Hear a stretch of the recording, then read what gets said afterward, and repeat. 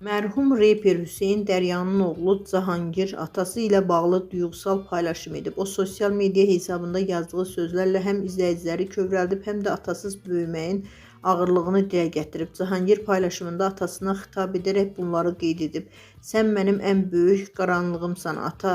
Nə səni yetərincə görə bildim, nə qucaqlaya, nə də vaxt keçirə bildim. Heç yadıma gəlmir səndən pul götürüb çölə çıxdığım, səninlə dərdləşdiyim, səndən məsləhət aldığım, sən gedəndə mənim 7, sənin isə 38 yaşın vardı. Səndən sonra mart ayı heç vaxt mənə maraqlı gəlmədi. Səndən sonra heç kim mənə sənin kimi gəlmədi.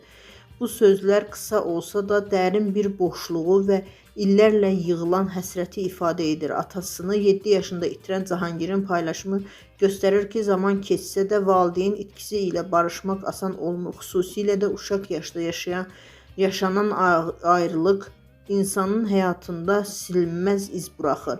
Qeyd edək ki, Hüseyn Dərya 2014-cü ildə ağır avtomobil qəzası nəticəsində dünyasını dəyişib. Onun vaxtsız ölümü Azərbaycan rep musiqisi üçün böyük itki kimi qiymətləndirilmişdi. Özünə məxsus üslubu, sosial mövzulara toxunan mahnıları ilə yadda qalan sənətçi qısa ömrünə baxmayaraq geniş dinləyici kütləsi qazanmışdı. Cahangirin paylaşımı sosial şəbəkələrdə geniş rezonans doğurub, izləyicilər onun sözlərinə biganə qalmayıb, dəstək və təsəlli mesajları yazıblar. Bir çoxları Hüseyn Dəryanın sənətindəki yerini xatırladaraq onun xatirəsinin daim yaşayacağını vurğulayıblar. Valideyn itkisi insanın həyatında ən ağır sınaqlardan biridir.